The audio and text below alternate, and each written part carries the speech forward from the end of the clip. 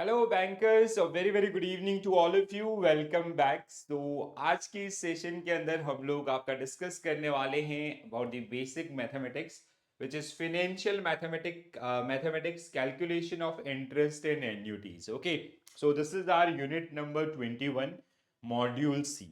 Okay, so guys, if you talk about the examination question, most of time you'll see question based on the calculation of compound interest and simple interest, and sometimes they ask you to calculate present value and future value of the investments, and like sometimes they can ask you question about the EMI calculation. Okay, so completely formula driven and very basic one. ठीक है, आप लोग mathematics में महारत हासिल करके आपका banks में बैठे हुए हैं, ठीक है। सो बहुत ही बेसिक है and you will be easily able to score 2 marks from this particular unit. और इसका जो यूजेस है आपका, like if you know how to calculate present value of future inflow, so this is definitely going to help you in the calculation of NPV, net present value, जो इसी module का आपका part है, ठीक है। So let's quickly go through the course content subtopic. So introduction, what is simple interest, first one. Okay, so simple interest, then we have compound interest, fixed and floating interest rate, front and back end interest rate, calculation of interest using product and balances, annuities, calculation of future value of ordinary annuity, present value of ordinary annuity, future value of annuity due, and present value of annuity due, and then we have repayment of debt through EMI. Okay, so again guys, very simple unit जो आपने पहले mathematics आपका पढ़ा है उसका uses है, and you know the, you just have to remember the formulas, and based on those particular formulas you will be able to answer this particular one. Now the question is, why we need mathematics in finance? Okay, so basically, like whenever we are making any type of investment, so we generally consider ROI, return on investments, and to calculate that return on investments we have to do some basic maths, right? तो जैसे let's say आपका MPV को ही अगर हम लोग लेके चलते हैं, so that is based on discounting factors और जो आपके फ्यूचर इनफ्लोज हैं उनकी present value, then you have to compare with the present outflows, then you calculate that one. जो बेसिक बेसिक रिक्वायरमेंट्स आपकी हैं, ठीक है, जो आपको यहाँ पे देखने के लिए मिलेंगी। So why we use mathematics in your finance? So to calculate interest on deposit and advances, to calculate yield on bond, to calculate depreciation, to decide buying and selling rate of foreign currencies, to calculate minimum capital required by the bank. So this is the basic requirement, and we that's why we use basic mathematics, and you have to like एक basic knowledge का requirement, ठीक है। ऐसा कोई tension नहीं लेने कि वो आपका दोबारा से उसी मैथमेटिक्स के उसमें हम लोग होंगे, बहुत बेसिक बेसिक चीजें आपको यहाँ पे मिलेंगी, ठीक है। सो अगर हम लोग बात करें यहाँ पे क्या क्या चीजें हमारे कोर्स करिकुलम में है, जैसे simple interest and compound interest, fix rate versus floating rate, future and present value, इसका इस्तेमाल सबसे ज्यादा होगा, ठीक है। एंड एन्यूटीज एंड ईएमआई, ठीक है, annuity, ordinary annuity and annuity due, दो तरीके से आपको मिलेंगे। एंड ईएमआई कैलकुलेशन आपका जो यहाँ पे रहने वाला है, ठीक है। सो अब इसमें एक क्वेश्चन जो बहुत बार पूछा था about rule of 72, I hope everybody is aware about this particular rule, ठीक है। सो रूल ऑफ 72 सिंपली आपको क्या बताते हैं, like let's say there is a customer who visited your branch and they have some general queries like let's say अगर आपने उनको बोला कि rate of interest is 7% on FD, so अब उसने पूछा कि यार let's say he's depositing 1 crore rupees with your branch, so how long it will take to double his income from 1 lakh to 2 lakh rupees? कितने साल में आपका मेरा पैसा डबल हो जाएगा? This is a very general query, ठीक है। सो अगर आपका इंटरेस्ट कंपाउंड हो रहा है ऑन एनुअल बेसिस, तो हमें क्या करना होता है? So we can apply rule of 72, ठीक है, and where 72 divide by interest, जैसे हमारा 7% है, so it will take around 10.2 years, ठीक है। so we can tell them कि it will take around approx 10.2 years to double your income from 1 crore to 2 crore rupees, right? So rule of 72 allow you to determine the approximate number of years before your money double with the yearly compounding. divide the number 72 by percentage rate you are paying on your debt या others. आपका simple सा आपका जो इस तरीके से इसका theoretical aspect आपका रहता है, ठीक है।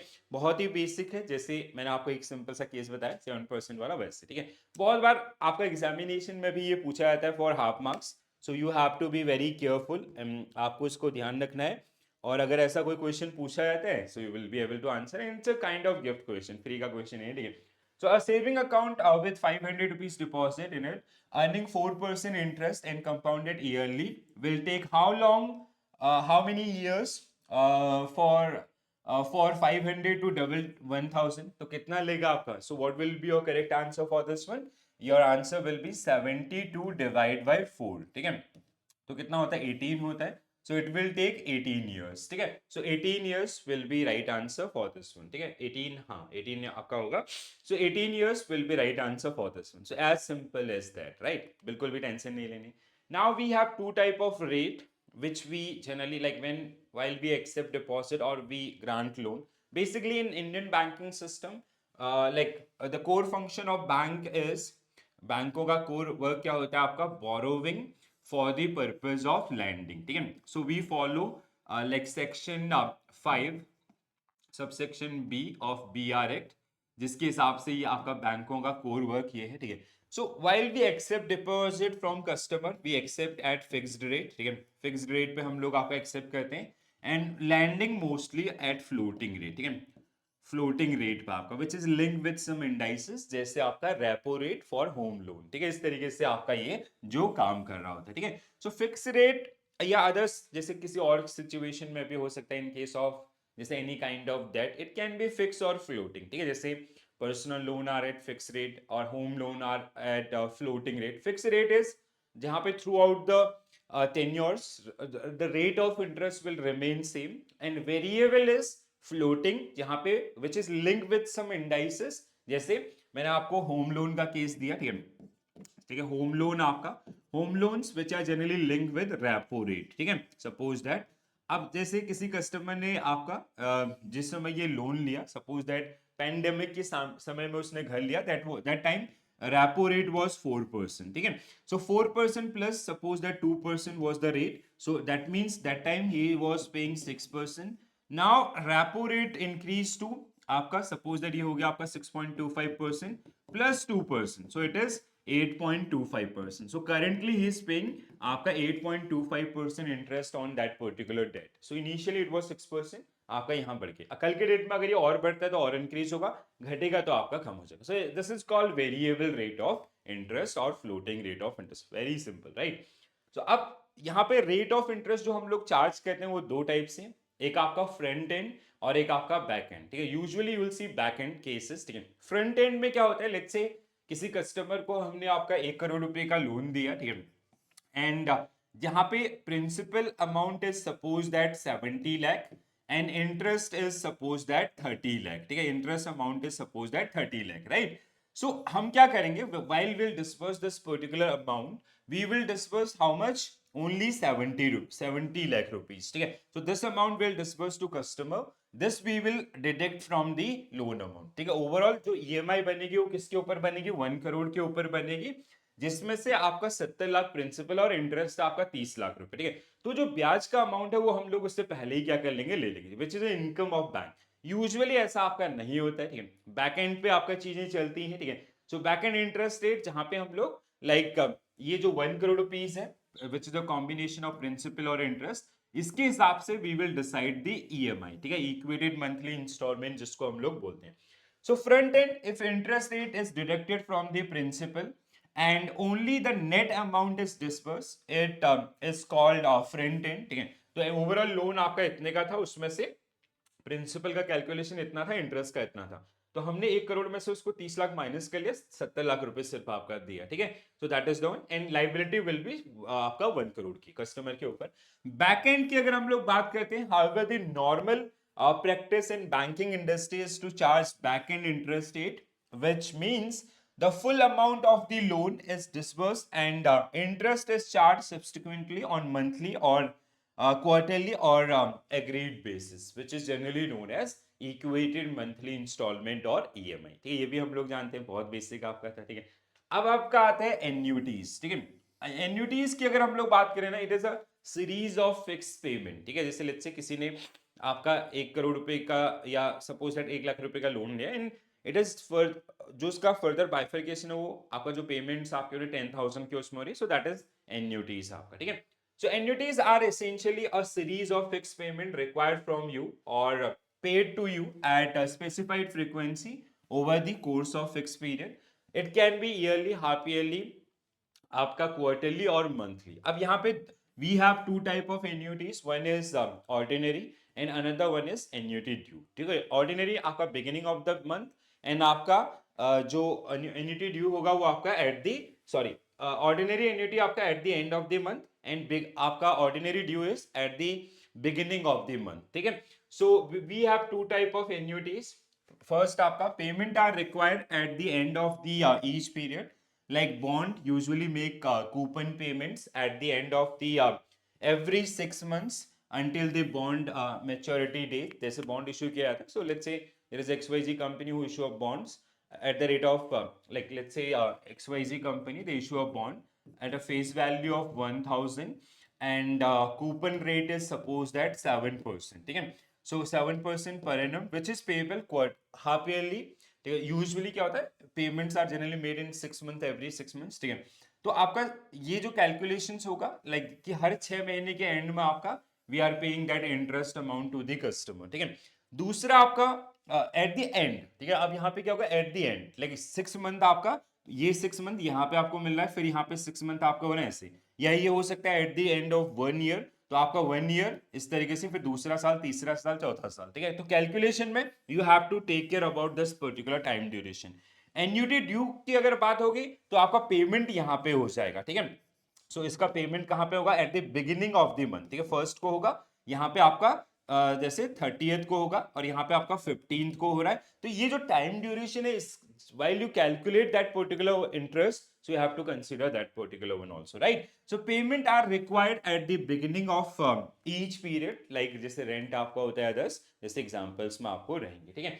सिंपल इंटरेस्ट हम लोग आपका जानते हैं, ठीक है। सो जहाँ पे थ्रू आउट द टेन्योर आपका एक फिक्स रेट ऑफ इंटरेस्ट पे, ठीक है। जैसे मतलब simple interest is like suppose that 100 rupees आपका जमा किए at the rate of 7%, so eight the end of year he will get 107 rupees, ठीक है। Suppose that it is for 3 years, तो आप उसको 3 साल के एंड में कितना मिलेगा, 107 रुपए मिलेगा, ठीक है। So he will receive 107 rupees at the end of 3 years, ठीक है। सो अब इस तरीके से आपका सिंपल इंटरेस्ट। अगर ये कंपाउंड इंटरेस्ट का केस होता तो आपका क्या होता है, 107, ठीक है, at the rate of 7% per annum, ठीक है। तो सॉरी यहाँ पे 3 years का आपका, suppose that it is for 1 year, 1 साल का आपका है, या आपका जैसे 3 years का होगा तो उस पे मतलब सिंपल सा ये इस तरीके से बनेगा। अगर वो कंपाउंड इंटरेस्ट पे होगा तो 1 साल का इंटरेस्ट इज 7 रुपीज, देन आपका that 7 rupees will get invested, ठीक है। उसके ऊपर इंटरेस्ट के ऊपर इंटरेस्ट, मतलब अगले साल का इंटरेस्ट विल काउंट एट 107, ठीक है। फिर उसके बाद आपका उसका जो भी आउटकम होगा उसके हिसाब से कैलकुलेशंस होगा। तो बहुत ही basic, P into R into T, ठीक है।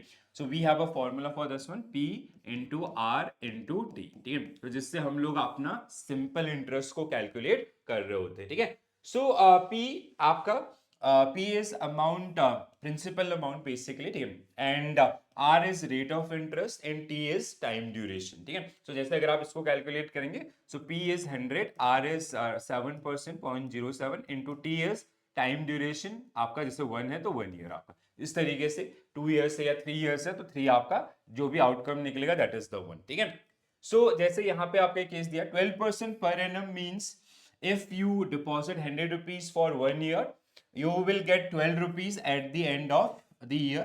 If the calculation will be take this, ठीक है। So 12 divide by 100 आपका per annum 0.120 P into R into T, इस तरीके से आप इस कैलकुलेशन को सॉल्व कर सकते हैं। दिस इज वेरी सिंपल, ठीक है। आप लोगों को इतना बताने की जरूरत नहीं है, ठीक है। तो बेसिक आपका जैसे यहाँ पे केस भी दिया है, student purchase a computer by obtaining a loan on simple interest, ठीक है। The computer cost is 60,000 and interest rate on the loan is 12% for 2 years. तो क्या हो जाएगा आपका 60,000, ठीक है, into R is 0.12, T is how much, 2 years, ठीक है। तो इसका जो आउटकम होगा that will be आप क्या पूछ रहे हैं, amount total interest be paid, पहले आपका इंटरेस्ट निकल जाएगा, फिर 60,000 प्लस आपका जो भी इंटरेस्ट इसका आउटकम है उसको ऐड करोगे तो आपका टोटल अमाउंट पेड निकल जाएगा, ठीक है। सो इट इज आपका 14,400 एंड इट इज 60,000 जो प्रिंसिपल था, इंटरेस्ट आपका इतना है, सो आपका 74,400। So this is simple as simple this, ठीक है।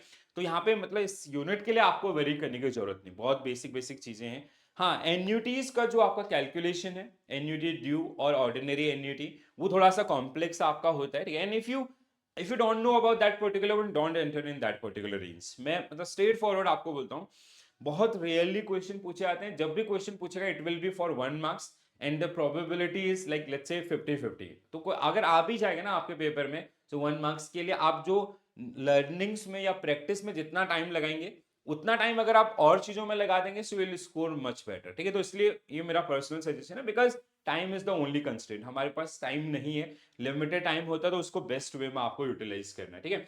सो कंपाउंड इंटरेस्ट आपका पी हम लोग कैसे निकालते हैं, amount is equal to principal, P आपका 1 प्लस आर की पावर एन, ठीक है, जिसके हिसाब से हम लोग उसको कैलकुलेट कर रहे होते हैं, ठीक है। सो जहां पे आपका जैसे इट कैन बी एन, अब जैसे आपको जैसे अगर बॉन्ड्स का इंटरेस्ट पेबल इज दिस, आपका हाफ ईयरली भी हो सकता है, या इंटरेस्ट पेबल आपका क्वार्टरली भी हो सकता है, या फिर आपका मंथली भी हो सकता है, ठीक है। So what we are changing, this is 1, this is divide by 2 means आपका 6 हाफ ईयरली, दिस इज आपका क्वार्टरली एंड दिस इज आपका मंथली, ठीक है। सिंपल सा आपका कैलकुलेशंस जो यहाँ पे देखने के लिए मिलेंगे, same things are given in your book also, ठीक है।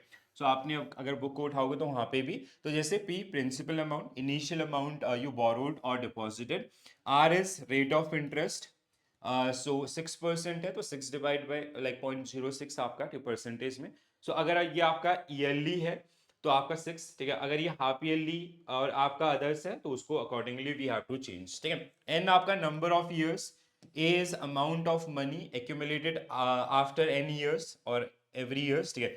So A equal to P 1 plus R की पावर एन, ठीक है। तो जिसको हम लोग यहाँ पर आपका फॉलो करेंगे, ठीक है। तो जैसे यहाँ पे एक छोटा सा केस भी, ए आपका 10,000 रुपीज, जैसे 10,000 रुपीज आपका प्रिंसिपल अमाउंट, 6% पे आपका पर एनम के हिसाब से, तो if it is yearly so it is 6,000 sorry 10,600, अगर ईयरली बेसिस पे आपका 10,000 बोरो किया किसी ने 6% पे, ठीक है, तो 1 ईयर में आपका कितना होगा, अगर वो ईयरली कंपाउंडिंग है आपका, ठीक है, ईयरली रेट ऑफ इंटरेस्ट है, तो आपका 10,600। अगर ये आपका सेमी ईयरली है, मतलब हाफ ईयरली है, so the amount will get start increasing, so क्योंकि जो 6 महीने पे उसको इंटरेस्ट मिला था उस पर भी इंटरेस्ट काउंट होना शुरू हो जाएगा। 10,609, क्वार्टरली आपका 10,613, मंथली आपका 10,616, वीकली आपका 10,618, ठीक है। सो फॉर्मूला आपके पास है और आसानी से आप इनको सॉल्व कर सकते हैं, ठीक है।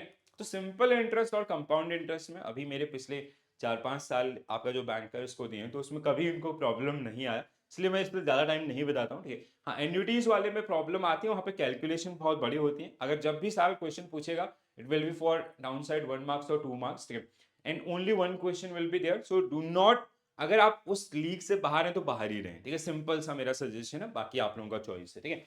अब दूसरा हमारे पास है sinking funds. Like what is sinking funds, sinking funds को आप लोग कैसे समझेंगे, ठीक है। सो जैसे there are number of cases, ठीक है। सो जैसे सपोज दैट आपका, अगर हम लोग सिंकिंग फंड्स की बात करें, इसका जो बेस्ट एग्जांपल होगा, जैसे जनरली फाइनेंस में इसका यूज क्या होता है, लेट्स से किसी कंपनी ने आपका बॉन्ड इश्यू किया for 10 years, so at the end of 10th year they will be requiring that much of money which they have promised or which they have borrowed from the investors। तो जैसे उन्होंने आपका 50 करोड़ के bond issue किए हैं, principal और interest, तो 10 साल के एंड में उनके ऊपर ऑब्लिगेशन होगा, तो वो फंड एकदम से कहां से आएगा। तो सिंकिंग फंड्स में हम लोग क्या करते हैं, धीरे धीरे आपका डिपॉजिट करते जाते हैं, so will have enough money in our hand, so we can basically repay that particular debt. जैसे ये मशीनरी के केस में भी होता है ना, डेप्रिसिएशन प्रोविजनिंग आपका, let's say we purchase of machinery worth rupees 5 lakh for our organisation, जिसका useful life is suppose that 5 years। So at the end of 5 years, you have to replace that particular asset. So what we do, जितने से वो depreciate हो रहा है उतने का provisioning बनाते जाते हैं, so we can easily replace that particular asset। अब ये जैसे आप इसको समझो property से, suppose that there is a property, this is a society, ठीक है। एक सोसाइटी आपका है which is built up in let's say आपका 50 एकर्स के अंदर आपका ये सोसाइटी बनी है, ठीक है। तो जिसमें ये अलग अलग बिल्डिंग्स आपकी बनी है, ठीक है। So let's say we have 3000 houses in this particular one, ठीक है। 3000 घर आपके इसमें है, ठीक है। तो there are 3000 houses in this particular society, ठीक है। 3000 हाउसेस हैं। अब ये सोसाइटी का भी एक एज है, ठीक है। हमने इसको एक बार नया आपका न्यूली कंस्ट्रक्ट किया, ठीक है। तो अब क्या होगा, suppose that the age of this society, मतलब जो बिल्डिंग एंड अदर्स है उसका है 100 ईयर्स। सो आफ्टर 100 ईयर्स, अब 100 साल इसकी एज है, लाइफ है, ठीक है। And after 100 years we have to demolish this particular one and we have to rebuild this particular one, ठीक है। तो अब क्या होगा कि लाइक हम लोग क्या करते हैं, ठीक है, लाइक जब भी प्रॉपर्टीज आपकी डेवलप होती हैं, सो व्हाट वी डू, जैसे जो होम बायर्स हैं, ठीक है, किसी ने अगर घर खरीदा, ठीक है, आपका किसी ने घर परचेज किया इसमें से, ठीक है। Suppose that the purchase value is 1 crore rupees, उस घर की कीमत है 1 करोड़ रुपीज।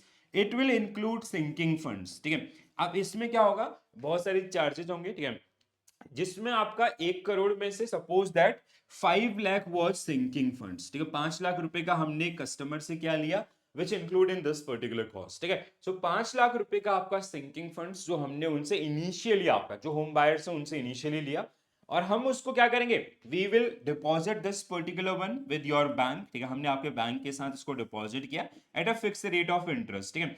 जो फिक्स रेट आपका इंटरेस्ट उस पर मिलेगा फॉर 100 ईयर्स, कि आपका वैल्यू इतनी हो जाए कि eight the end of 100 years when we demolish this particular property and we will rebuild this particular property, so we should have enough money in our hands so we can easily do the construction. So this is your sinking fund. तो यहाँ पे initially आपका लेगा और इस तरीके से ये जो आपका काम कर रहा हो, अंडरस्टूड, क्लियर है सबको, ठीक है। तो इस तरीके से फाइनेंस के अंदर भी ये काम करता है। So a sinking fund is a fund containing money set aside or saved to pay off a debt or a bond, ठीक है। जनरली बॉन्ड्स के केस में आपका यूज होता है फाइनेंस में, अगर बात करें। A company that issue debt will need to pay that debt off in the future. The sinking fund help to soften the hardship of the large outlay of revenue, ठीक है। ये ऐसा ना हो कि eight the end of 10th year आपके पास 50 करोड़ रुपए की लाइबिलिटी आई है और आपके पास पैसा नहीं है, ठीक है, डिफॉल्ट ना हो या ऐसी प्रोबेबिलिटीज ना बने, तो उसके लिए सिंकिंग फंड का इस्तेमाल किया जाता है। So under this method the amount of depreciation charge every year is transferred to sinking funds account. This amount is often then invested in government securities also, and the interest earned on these securities is reinvested. So at the end of 100 years, we should have that enough money in our hand so we can rebuild that particular society, or we can repurchase that particular asset, or we can replace that particular asset with the new one, right? Or we can pay off the debts, right? चलो आगे बढ़ते हैं। So suppose you need to fix amount A after 5 years. You deposit an amount C every years with a bank. This become A after 5 years and can be used for repaying a debt or any other purpose. So as the rate of interest and the future value is known as, we can calculate C also, right? तो कितने में बनेगा ये सारी चीजें, या उसका replacement कितने से होगा अप्रॉक्स, वो हमें पता है, तो उससे हम लोग ये चीज कर सकते हैं, ठीक है। अंडरस्टूड। तो आई होप सबको समझ में आया होगा। अब एक और चीज आपको कई बार पूछ लेते हैं, मेरे एक्सपीरियंस में लाइक 2000 आपका 1920 के around there was a question based on EMI, but उसके बाद ना मैंने ईएमआई कैलकुलेशन के ऊपर क्वेश्चन नहीं देखे, ठीक है। सो हाँ, अगर पूछता भी है, again it is completely formula driven, ठीक है। सो ईएमआई क्या होता है हम लोग जानते हैं, no need to explain that particular one. The most common adopted method for repayment of a retail loan is present is banking is EMI. Under this system, the principal and interest thereon is repaid through a equal monthly installment over the fixed tenure of the loan. So that is EMI. And how we calculate this? EMI equal to your principal into rate of interest 1 plus r की power n divide by 1 plus R की power n minus 1, ठीक है। तो ये formula ना थोड़ा सा अपने दिमाग में बैठा लीजिए, क्योंकि ये आपको अगर क्वेश्चन आया, so if you know this formula, so you will be able to solve this one, ठीक है। तो जहां पे E is equal to your EMI, P is principal amount, R is आपका is the monthly rate of interest, N is number of months आपका, ठीक है। सो आप R निकाल लेंगे, लेट्स से इफ आपका 8% पर एनम है, ठीक है। So if it is 8% per annum, so half yearly आपका 8 डिवाइड बाई 2, ठीक है। सो 8 डिवाइड बाई 2 आपका 8 divide by 4 quarterly, 8 divide by आपका 12, इस तरीके से 8 डिवाइड बाई 365, 8 डिवाइड बाई आपका डेली बेसिस पे, इस तरीके से हम लोग इसको कन्वर्जन कर सकते हैं और अपनी प्रॉब्लम को सॉल्व कर सकते हैं। अंडरस्टूड? तो दिस इज इट। तो गाइस देखो, कैलकुलेशन थोड़ा सबसे ज्यादा कैलकुलेशन और प्योरली कैलकुलेशन बेस्ड आपका जो यूनिट था वो यही है, बट ये कैलकुलेशन इतनी आसान है क्योंकि आप लोग इन सब चीजों में इतना प्रैक्टिस करके बैंक्स में पहुंचे हैं कि वो आपके लिए बहुत आसान हो जाता है, काइंड ऑफ गिफ्ट क्वेश्चन हो जाता है जिसको आप आसानी से सॉल्व कर जाते हैं। तो एडिशनल मेहनत आपको करने की जरूरत नहीं पड़ती, ठीक है। थोड़ा सा थ्योरेटिकल एस्पेक्ट आपका ऑर्डिनरी एन्युटी, एन्युटी ड्यू, या फिर आपका रूल ऑफ 72, या कुछ फॉर्मूलाज आपको याद रखने जिनसे आप इस पर्टिकुलर क्वेश्चन को आपका या इसके ऊपर जो भी क्वेश्चन होगा उसको सॉल्व कर पाएंगे। हाँ, प्रेजेंट वैल्यू और फ्यूचर वैल्यू आपका जो एन्युटीज है या जो कॉन्सेप्ट है वो आपको हेल्प करेगा टू सॉल्व आपका एनपीवी, या इसके अलावा और भी एरियाज आपका जैसे बॉन्ड वैल्यूएशन वाईटीएम में आपको हेल्प करेगा। तो कुछ एरियाज है जहां पे वो हेल्प करेगा, बट हाँ उसका तोड़ क्या है वो भी मैं आपको बता दूंगा if you are lacking in that particular area, right. चलो, तो आज के लिए इतना ही करते हैं। कैसा लगा सेशन जरूर बताइएगा कमेंट्स के through. If you have some queries please do mention into the comment section, and if you like the session please do share with your friends also, ठीक है। जो भी बैंकिंग CIB GIB एग्जामिनेशन की preparation करें उनके साथ जरूर शेयर करें, so they can also take advantages of these particular classes, ठीक है। तो मॉड्यूल सी में हम लोग एंटर कर चुके हैं। अगर आपने ए और बी अभी तक नहीं किया है, अभी आप सी को पूरा करो, डी को पूरा करेंगे, then you can come to A and B आपका, ठीक है। चलो, तो देन एक बार हमारे पूरा हो जाएगा, then I will come up with unit wise MCQs। आपको कोई भी टेंशन लेने की जरूरत नहीं। RVWM की क्लासेस ऑलरेडी स्टार्ट हो गई हैं, PPB की भी ऑलरेडी स्टार्ट हो गई हैं। अब आपके पास सिर्फ और सिर्फ बचता है Indian economy, that I will start very soon also, right. So this is it from my side guys, thank you for watching this session, bye bye, take care all, have a nice day, thank you.